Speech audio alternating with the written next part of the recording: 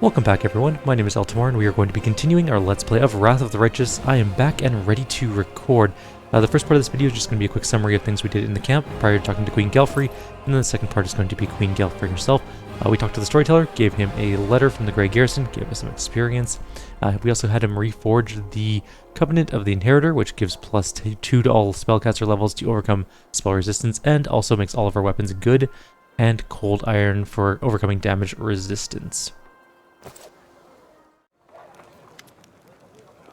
Next up, we stop by our friend Daeran, who appears to have decided to leave the crusade. Sailing is, to him, more important than saving the world. I can absolutely understand where he's coming from. Saving the world is hard, and sailing sounds like it'd be pretty relaxing. He also going to express some romantic intrigue to us, and we have a choice of whether or not we want to go along with it. In this case, we decided to do so because, why not? We're evil, he's evil, and we'll eventually probably turn him into bugs, so it won't matter. The next people on our list to talk to is the theater group that we rescued at Market Square in Canabris. They're going to explain to us that running a theater troupe is apparently a little bit expensive, and they signed up to do some work around the camp to make ends meet. They're also going to ask us one of the most important questions of the game. In their play, which is going to be based on our journeys, do we want to be played by a Cyclops or a pair of gnomes? It is a bit of a toss-up. The good group went with the Cyclops. I'm going to go with the gnomes, which is good because they only have to learn half the lines each, because they can switch out to do the conversation pieces, and I guess that's going to be what we're going to do. I don't know what this is going to change, honestly, but I'm sure we'll find out later when there's a play about our journey. Finally, we are going to reach Sela. She's actually the only named NPC that we can talk to in the camp until we speak with the Queen, so we may as well see what she is up to. Turns out she's drinking with some friends. That's perfectly fine. Irabeth does, however, take exception to this, mostly because Sela is a paladin, and getting drunk while the Queen is in the camp is apparently bad. That being said, our Sela is mostly a bard, so I don't know if that really counts as much. We have a choice of whether to allow Sela to continue to drink or to tell her to smarten up. We generally want to remain lawful for our monk class abilities. Actually, I don't know if that matters anymore. I think you can switch off lawful after you've done your monk levels if you don't plan on putting any more levels into monk, but I'm not 100% sure on that. So we chose the chaos option. Sela can drink if she wants to, and leave her friends behind. Because her friends don't drink, and if they don't drink, then they're no friends of mine.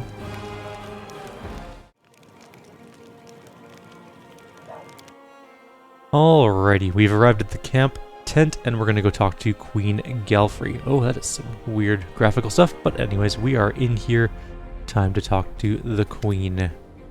The Queen greets you with a stare. She has dropped the pompous air with which she just announced the 5th Crusade. The face of the ruler of Mendev appears calm and thoughtful.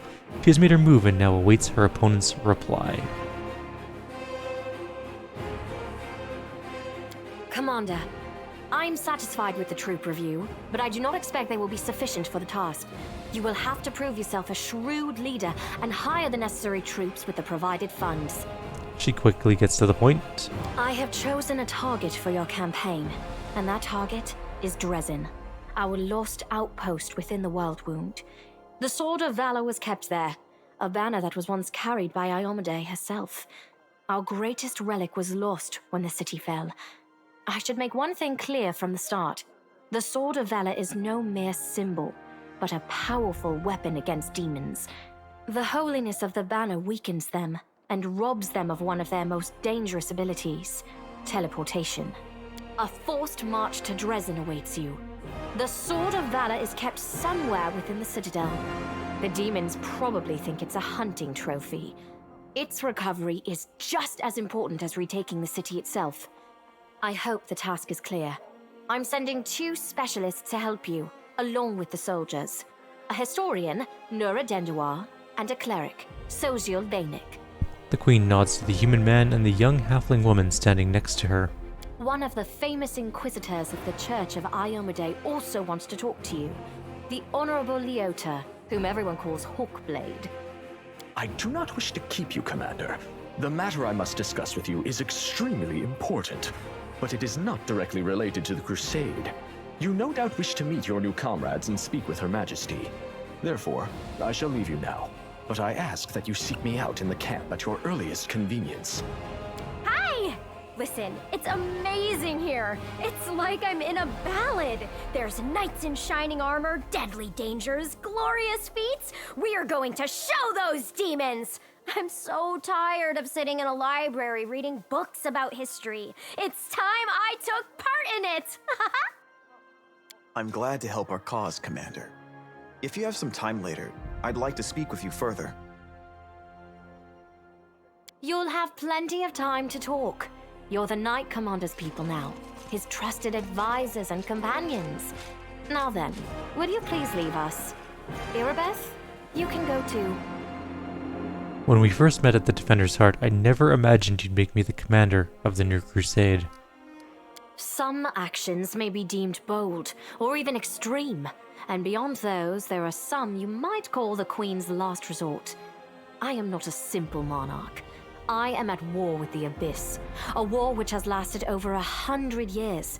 I cannot allow myself the luxury of caution. In you, I see a chance, and I am willing to stake everything on it. The Queen allows herself a smile. However, you cannot blame me for putting you in charge of the crusade. I only formalized what had already happened in the hearts and minds of many. People spoke of the power that descended upon you and helped you save the Wardstones from corruption and total destruction. Word of this feat quickly spread far beyond the borders of Mendev. There was no other person who could better fit the role of Knight Commander of the Fifth Crusade. I have some questions about my mission to retake Dresden. Of course, I shall answer. How did the demons manage to conquer Dresden? That's a good question. Its walls were built by dwarf craftsmen, and the power of the Sword of Valor protected the city. Alas, where raging hordes failed, a single lying tongue was all they needed to succeed.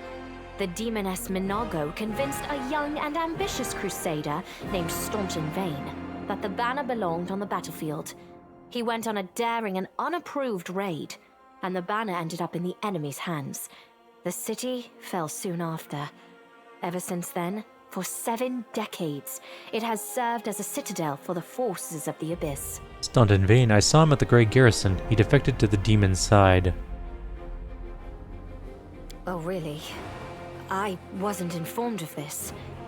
After Dresden fell because of Staunton, he was nearly sentenced to death. He deserved it. In wartime, men are hanged for far less. But you have no idea what a terrible sight it is. A raging crowd of crusaders baying for blood.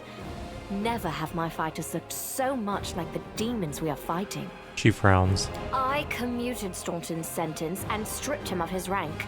Not just for him, but for my army and my country. We are not Hell Knights. We do not maintain discipline with public executions. I can't believe no one decided to punish him unofficially. Not in my army. I know all too well that the armies of some kingdoms tolerate humiliation, beatings, and even murder. Their commanders imagine it brings their soldiers together and enforces discipline. Anyone who tries to introduce such rules in Mendev will face a tribunal, along with anyone who tries to shield them, even upper command. What forces are at my disposal? Everyone we saw today at the parade. First among them, the Eagle Watch, who remain a powerful force thanks to Irabeth's resourcefulness. Also marching with you are several minor knightly orders, as the minor volunteer units like to be called. And finally, I have personally selected some recruits from Neurosian. They have little in the way of battle experience, but great determination and a thirst to prove themselves. I've always thought that an army benefits from at least one such unit. These forces, as I said, are not enough for a march on Dresden. You will have to hire additional troops with the funds that have been provided to you. But for a brave commander, and I hope you are one, that is just the beginning. If you retake Dresden, recover the holy power of the Sword of Valor, and gain a foothold in the region, then new armies will join under your banner. The Fifth Crusade is only beginning. Many battles and victories lie ahead. It's been decades and no one has managed to retake the city. Why do you think we're different? We have a chance now that we haven't seen in decades. But it's more than that. You created this chance for us by foiling the demon's plans in Kenabris. The army who attacked the city came straight from Dresden. Demon hordes from the Abyss are usually encamped there, but many of them perished on the streets of Kenabris. We must attack swiftly before they can restore their forces. When the city is free and the Sword of Valor appears before our soldiers, they won't be sending in any more reinforcements. Demons cannot teleport into an area protected by the banner of the goddess. What about long-term goals? Do you know how to get rid of the World Wound forever? Now you are talking like a real knight commander. However, answering your question is not easy. To win this war, we must bar the demon's way. There are a few planar rifts leading to the Abyss across the territory we call the World Wound. The best specialists we could find have tried to close them on separate occasions, with no success, as you may have guessed. The Queen nods in approval, then frowns. The World Wound is more than just a chain of portals to the Abyss. We do not understand its nature yet. The methods of rift closure known to magical science simply do not work here. However, we have a hypothesis, and a rather well-grounded one, that we must begin at the source of the problem, the place where the World Wound was opened. The main rift lies through the city of Iz and the Threshold Fortress, deep in the former lands of Socorus. We have never managed to fight our way so far and gain a foothold to allow the mages to explore the origins of the World Wound. So, the next step, after you succeed in Dresden, is an offensive push deeper into the World Wound, with the aim of reaching Threshold, the very threshold of the Abyss. Threshold is a threshold itself? That's aptly named. I guess I have no more questions. Wonderful. Did you know the souls of angels from heaven are confined in the Wardstone? I had guessed as much. Many angels fought alongside us in the First Crusade. Heaven was unable to mobilize its full might to aid us, but individual celestials volunteered to fight for our cause. Then one day, they all vanished, saying that they were setting off on an important mission. Not long after, Iomede's herald erected the first wardstone in Kenabris, and then the others in cities across Mendev. Even back then, I had nagging doubts, but my faith in Iomede easily assuaged them. It is for us to serve the goddess after all, not to question her works. A furrow forms on the Queen's brow. In any case, I am glad you did not allow the demons to commit sacrilege and gain control over the wardstone in Kenabris. We might have lost one of the wardstones, but the chain is still standing. You should know I received an unusual gift in the caves beneath Kenabris. In a vision I saw the death of an angel called Lariel. Somehow he was able to grant me the ability to reveal the light of heaven. Lariel. I knew him. He disappeared shortly before the World Wound grew, and Dresden fell into the enemy's hands. In the chaos, we had more important concerns than investigating the fate of a single angel, even one so righteous and beloved as Lariel. And afterward, matters took a turn for the worse. The angels left us to go on their special mission. It is so strange to hear the names I used to hear when I was young, like getting a message from the past. It is sad news, but it brings me back to the times when we strongly believed in our victory, and we rushed headlong toward it without fear. Could it be that such times have come again? Do you remember this? Show the Covenant of the Inheritor. Get this. I thought this relic was destroyed many years ago. How strange it is to see it whole again. At one time, it gave me hope. I am pleased that this object will serve the crusade once more. Her eyebrows shoot up in surprise and her hand twitches as if trying to reach for the relic of its own accord. I had a vision of Iomede giving her covenant to you. I was young, and did not fully understand the magnitude of the duty that had been entrusted to me. Iomade gave me hope and strength to see me through the trials ahead, and in so doing, she won my everlasting loyalty. The Queen's lips flatten into a hard line. Do you still remember the oath you swore in battle? Always. No matter how arduous, no matter how dark the skies, no matter how much blood flows from my wounds, I shall stand with you. We shall fight for our loved ones and our friends, for the right to live and die free. We shall do everything we possibly can, and after that, we shall begin to do the impossible. And if the hour should come when our arms can no longer raise our swords, our bodies will become a shield to cover those who still have strength to fight. I, Galfrey, Queen of Mendev, swear this to you. This is my vow. The Queen's voice grows distant. You withstood a blow from Arilu Vorlesh in that battle. I would proudly declare that to be true, and say that even Arilu Vorlesh could not kill me on her first attempt. But to do so would be boasting. I was protected by my goddess. However, I was glad to see that, no matter how great the betrayer of humanity's power, it is nothing as compared to Iomade's might. I would like to keep wearing this relic. Then so you shall. What matters is that the covenant of the inheritor has been recovered. Perhaps it should be in your hands now, because you have greater need of it. But should you ever feel that you no longer need this relic, I ask that you give it to me. I would be delighted to touch it again. And what are you going to do? Overlooking a spot of insubordination just at the moment. However, I shall answer you. I shall prepare the defenses at Nerosian and all the other border cities and plan the future of the Fifth Crusade. Does that satisfy your curiosity, Knight Commander? Thank you for your reply. Of course. The task is clear. Splendid. Ah, yes. We have one final matter to attend to. It should be rather enjoyable. The Queen gives you an impish wink. Count, there you are. You received my instruction? I did, though I did not have time to read the thing before I was dragged before your majesty. In truth, I was readying myself to depart. No matter. I trust you will forgive your sovereign for the rather brusque summons, especially when you learn what prompted it. As you are aware, he has recently been appointed my Knight Commander of the Fifth Crusade. I spent a long while pondering whom to appoint to the highly sensitive post of Commander's Field Attaché and Advisor Plenipotentiary without portfolio.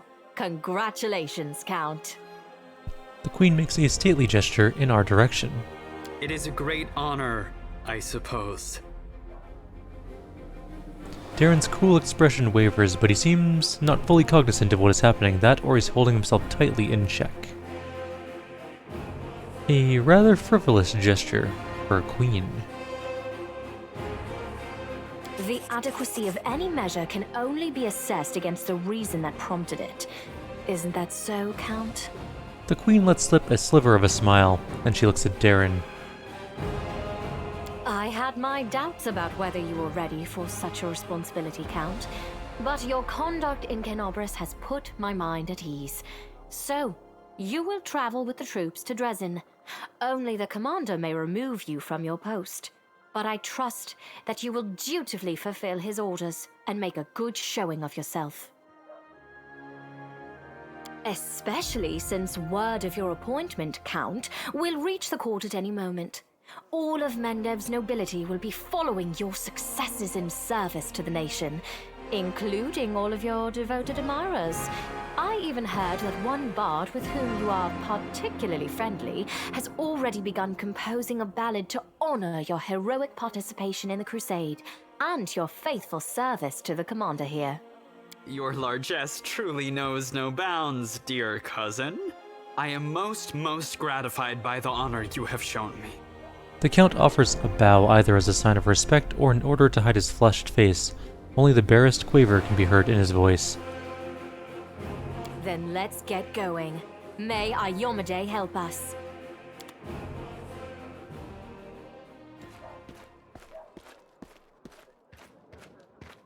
Wherever my That legs appears to be carry the end me. of our conversation with the Queen. We're going to speak with Anevia, and then in the next video we'll probably head out into the wilderness itself. Anevia sweeps an inquisitive glance over you. So tell me straight, how'd that brawl at the Great Garrison end? I heard the rumors, of course. That's kind of my job, you know, to listen. You've no idea what cobblers the Crusaders say about you. Some say that Iyomade came to you and appointed you her herald. Others say that you died and an honest-to-God's angel is now leading the army disguised as you. Still others say it was just an explosion at an alchemist's lab, and I'm the one spreading rumors about your powers. I wish. But you know, you really have changed since the Great Garrison. It's hard to describe, but you become kinda... And Anevia waves her hand, trying to find the word. More dangerous? Yeah, exactly. More dangerous, and I have a gut instinct about these things. If I didn't, I'd already be dead. You're dangerous, Commander, and by Desna, I hope you'll be dangerous to our enemies and not us. Or to yourself. I have to go. Alright, you watch yourself now. And that is where we're going to end our video. In the next one, we'll be heading out and doing an adventure. Go kill some things, start securing the world wound, all that jazz. Like always, if you have any suggestions or comments, please leave them below. Otherwise, I will see you next time. Take care.